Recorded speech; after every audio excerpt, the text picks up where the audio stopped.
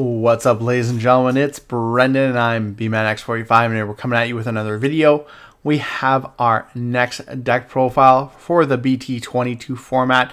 We told you we'd be playing this deck again. This is our yellow Fable Waltz. This is our puppet trait deck. We enjoyed it very much in EX9, took it to an Ultimate Cup, had really great success for it, and we got some cool new support from BT22. So we're excited to be back playing this deck again. We're going to show you what changes we've made since EX9, show you what new things we have, and of course we have our familiar tokens. We do have the familiar tokens from BT2 coming in the mail, but we wanted to show off our awesome spot gloss familiar tokens made by one of the guys in the Facebook group because he does awesome work. So we're going to get into this. We're going to talk about the deck profile, talk about the changes, like I said, we made, and just enjoy this new version of our puppet trait deck. And hey, if you enjoy this type of content, be sure to smash that like button, comment down below. We love to hear your thoughts. Subscribe to the channel and hit that bell for notifications so you don't miss a single minute of fun. All right, well, we'll show you the tokens here. Got the Orissas. So it's on deletion, familiar token. One of your opponent's Digimon gets minus 3,000 DP for the turn. So 3,000 DP monster. We play our Kieromon egg. I'm still enjoying the ST19 Kieromon. There is a new one from BT22, but I like this one because I find like it always usually goes off when attacking. If you have another Digimon, draw one. You mostly have another Digimon on the board to take advantage of this, so that's really, really good. So I definitely like that one. So that's our Digi-Egg. You only need 4. For our level 3s, we're still playing 4 of the Searcher Shumon from ST19. Inheritable, all your opponent's security Digimon get minus 3,000, and then on play, reveal top 3. Add 1 card with the puppet trait, 1 card with the Liberator trait among to your hand, return the rest of the bottom. I almost never don't hit 2 targets off this card. It's so good, and because of the Kaguyamons and free on plays and playing from the trash, you can use this card over and over again. This deck thins so much because of this card, and so I think you really need 4 of it. You also need 4 of the EX7 Shumon, which reduces your Digivolution cost if you're Digivolving into a puppet trait by 1. So it always makes your level 4 1 cost Digivolution, and it has the same all turns. So all your opponent's Digimon gain or minus 3,000 DP on your turn. So again, really good because most of the time you don't have to worry about checking anything.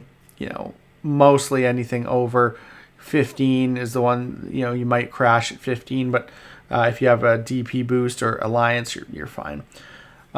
2 copies of Hanimon. I did cut a copy of Hanimon down, and we might put it back depending on how we feel about this, but the deck space is really tight now, and Hanimon, you only really need 1 in the trash for it to be good. On play, by trashing 1 card in your hand, you may return 1 Digimon card with the puppet trait from your trash to your hand, so it gets your pieces back from your trash that you need. And then, Digivolves on Kieromon for 0, and has the inheritable opponent's turn once per turn when one of your opponent's Digimon attacks by deleting one of your other Digimon and the attack, which is really good because ending the attack is a super strong ability. Lastly, we play 2 Pawn Chessmon. It's a 2K Digimon. It has blocker, which is cool. It will not Digivolve for free on your Kieromon, so that kind of sucks. So you don't really want to see it at the beginning of the game. But it does have the on deletion by trashing 1 card with the puppet trait in your hand, draw 2. So it gets stuff into your trash for your Kaguyamon plays. And it draws you into your pieces, which is really, really good. So we do like 2 of that. We're down to 12 rookies, but like I said, I would, I feel like it's a problem, I would put the Hanimon back to 3. But we're giving it a try like this, and so far it hasn't been too bad. Going into our level 4s, of course, we're going to play 4 of the promo Shumon. It's got inheritable barrier, which is great because it gives you multiple forms of protection.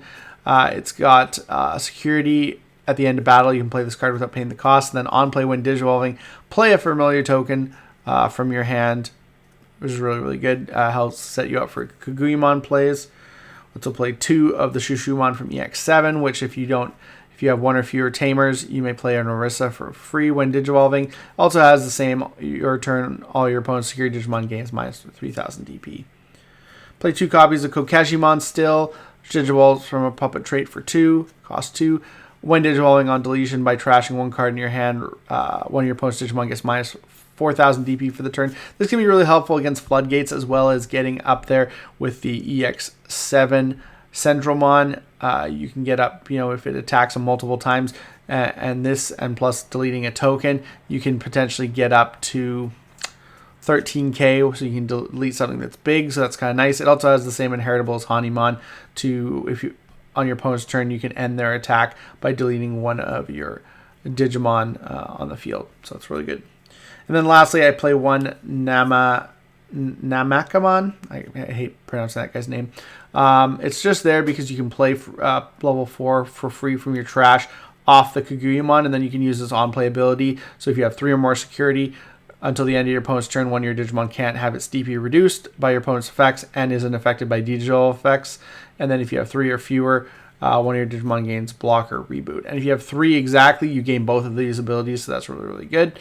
It's there for Digivolution protection, and it's there for reboot as well, because that way you can attack with your Kaguyamon Alliance, do a couple checks, and then reboot on your opponent's turn. Can be really good. But you're mostly just trashing him from your hand because you want to see him in the trash to basically go into him for free. Our level 4s, and you have to play 4 of the Karakuramon. It's so good. On play when Digivolving by deleting one of your tokens or other puppet trait Digimon. This Digimon may Digivolve into a Digimon card with a puppet trait in the hand without paying the cost. So it gets you your free level 6s. And then all turns inheritable when this Digimon would leave the battle area. Other than by one of your effects by deleting one of your tokens or puppet trait Digimon, it doesn't leave. And I'll let you know right now, all your level 5s have the same all turns protection ability, which is really, really good because it protects from so much other than de-Digivolve, just because it's when it would leave the battle area. So you got to play 4 of that because it's really good, especially with the promo Shumon, because you play out a token and then you have your token to delete to go into your level 6 for free, minus 3000 DP for something, and easily get into your line. You can usually get up to your level 6 and not even pass turn, so it's really good. Play 3 copies of EX7 Sendril, which has Overclock, which at the end of your turn, by deleting one of your tokens or other puppet trait Digimon, this Digimon may attack a player without suspending. Of course, you can't have Summoning Sickness to use this ability. When Digivolving, you may play 1 level 3 Digimon card with the puppet trait from your hand without paying the cost. So basically allowing you to, the Kaguyamon lets you play stuff in the trash. This lets you pay stuff from your hand, which can be really good, playing out your searchers and having extra bodies on board to block with or to protect your level 6s with those alternate inheritables. Like I said, it has the same alternates inheritable as the Kaguyamon. And then this Chaperonemon has the same alternates inheritable. It's the new BT22 one, but its main hand ability is if you have Orisa on the field, by placing 1 Shushumon from your trash as any of your Shumon's bottom Digivolution cards, it Digivolves into this card for the Digivolution cost of 3, ignoring Digivolution requirements. So the reason I play this now, I play an extra one, and I drop the Hanimon, is because sometimes you don't have a level 4 in hand. I find that that's kind of the hardest one to have sometimes, is the level 4. And so now you can skip that level 4 Digivolution and go straight into this for 3, was the thought process behind that. And that's why I dropped the Hanimon, because then the Hanimon, you don't need to get those pieces back, because you can use that Shumon from the trash to go straight into the Chaperonemon. So that was kind of my thought by going to an 8th level 5. That's it for the level 5s. Next we have our level 6s. Of course, we're playing 3 Kaguyamon. We had to cut this down by 1 because of the new support as well. But it still is your main level 6 you want to see, so 3 is important.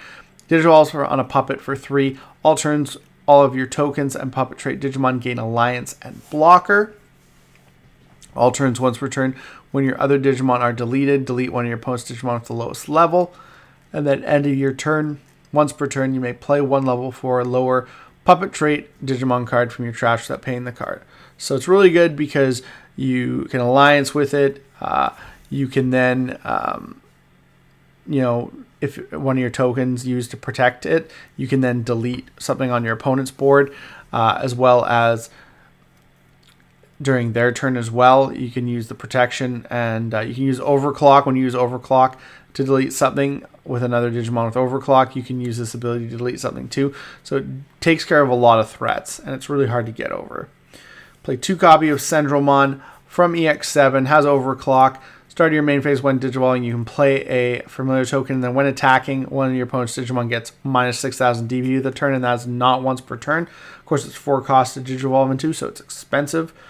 We have a 3 cost Digivolution Centralmon, which is the BT22 version. It has overclock as well, but it has a repetitive token spamming ability because it has on play when Digivolving. You may play a familiar token, and then all turns when any of your Digimon are deleted, you may activate its when Digivolving effects. So you can continually use that ability, once per turn, basically. So that if you're sacrificing a token, you're getting it back, which can be nice because this Centralmon's almost better to go when you're going for a game because you're sacrificing that token, and then you don't have any protection if you don't have other Digimon on the board.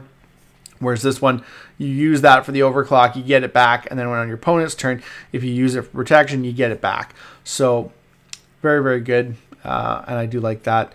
So I thought 1 copy, I ended up cutting the Centralmon down to 2, this Centralmon down to 2 to play 1 of that. And then the last thing we play is 1 Naibutmon, which is the new level 7. It's Puss in Boots.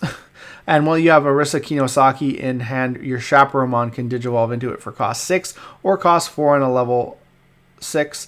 When Digivolving, you may play 1 level 4 lower Puppet Trait Digimon card from your hand without paying the cost. Then to one of your opponent's Digimon, give minus 3,000 DP until the turn ends for each of your Digimon, so you can get kill stuff really easily if you have a whole bunch of tokens on the board. Plus, he plays out another body, and then all turns once per turn when any of your other Digimon are deleted, you may activate one of the Digimon's when Digivolving effects. So again, if you overclock at the end of the turn, you can use his ability, kill your token, and then use his ability to basically DP negate something else down to nothing. So you can do a lot of damage with that, so that's really, really cool. And Naibutmon. All right. So that's it for our Digimon. It's just a cool another way to be able to end out games and stuff like that. So we like that. Tamers, we're playing 3 of the Arisa from EX7, which at the start of your main phase. If you have a opponent has a Digimon gain a memory, cost 3 to play. All turns when one of your tokens or puppet trait Digimon are deleted by suspending this tamer, you may play out a level 3 Digimon card with the puppet trait from your hand without paying the cost. So basically replaces bodies as you use them for protection or for overclock. We also play 1 of the Arisa, the 4 cost Memory Tamer from the starter deck. When an effect plays any of your tokens or puppet trait Digimon by suspending this tamer, one of those Digimon gains Rush for the turn. So Rush is kind of cool because it gives your tokens or your level 3s Rush. I do like this at 1 copy because I feel like it can be important in the game, and having a Memory Tamer is nice, but it's not something you're always going to play from your hand if you can play it for free. The other Arisas are better, honestly. This and the promo Arisa is better, but I still like 1 copy. So you could potentially cut this to put Kukuyamon back up to 4 if you didn't like having her at 3. On play, the promo Arisa, you may play 1 Shumon from your hand without paying the cost. Your turn once per turn when any of your Digimon Digivolves into a Digimon with the puppet trait by suspending this tamer, gain 1 memory. So memory gain for Digivolutions, and playing a Shumon for free is always really good. It sucks when you don't have the Shumon in hand, but still a really good card to have on the field nonetheless. And we play 2 Mirai Kinosaki, which on play reveals top 3 and adds 1 card with the puppet or liberator trait among them to your hand, returns the rest to the bottom of the deck, and then your turn when any of your Digimon would Digivolve into a puppet trait Digimon by returning this tamer to the bottom of the deck. You may play 1 Arisa Kinosaki or 1 puppet trait Digimon card from your hand with the play cost reduced by 3. So he plays all your other Arisas for free, plays this one for 1. You can play a Digimon instead, but I've never really done that. It's always been to get out an Arisa so I can use her abilities to further my gameplays. So there's that as well.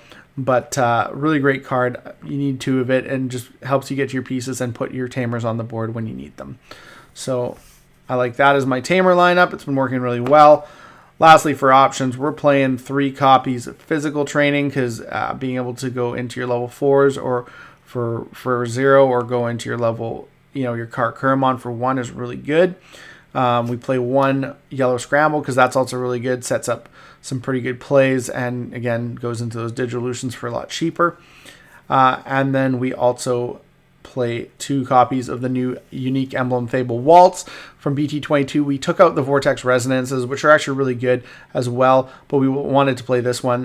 Security, you can activate this card's main effect, and then its main effect is you may play 1 Shumon or Orisa from your hand or trash without paying the cost, then place this card in the battle area, and then when any of your Orisa Kiyosaki suspend, delay, one of your puppet trait Digimon may digivolve into a puppet and Liberator trait Digimon card in the hand with the digivolution cost reduced by 3.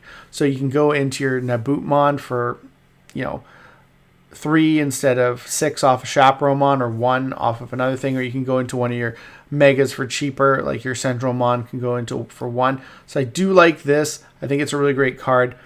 Being able to play a Shumon or Orisa from your trash or hand for free. So I do like that as an option, and then have that reduced digivolution cost. Of course, Vortex Resonance was a searcher as well, so that was kind of why it was good, and then it allowed you to digivolve for reduced cost of 4, which was really good for your Centralmon from EX7. So there's a few things about each one that's good. Right now I want to try this because I feel like it with the Nabutmon and other things has real synergy in the deck, and I want to see how that works. I could end up going back to Vortex Resonances, but right now I'm liking these, and I think they're really good card. But let me know your guys' thoughts down below. That is the deck here. That is our Fable Waltz deck, our new Puss in Boots card. We got tons and tons of cool stuff in this deck, and ways to get to it. It searches day and night. It stalls really well and has a lot of protection. It's got a different style of play, and it's not an OTK deck by any means, but it is really good, and we enjoy it very much. So let me know what your guys' thoughts about all of this are. Do you think I should have played 4 Kaguyamon still? Do you think, I don't play enough rookies, or do you think I should cut some other stuff? And what do you think about the Fable Waltz? Do you think it's better than Vortex Resonance, or am I wasting my time with testing this? But let me know down below. Looks like that's all the time we have for this video. Thank you very much for tuning in, and we hope to see you in the next video. And as always, have a wonderful day. And that is all for now, folks.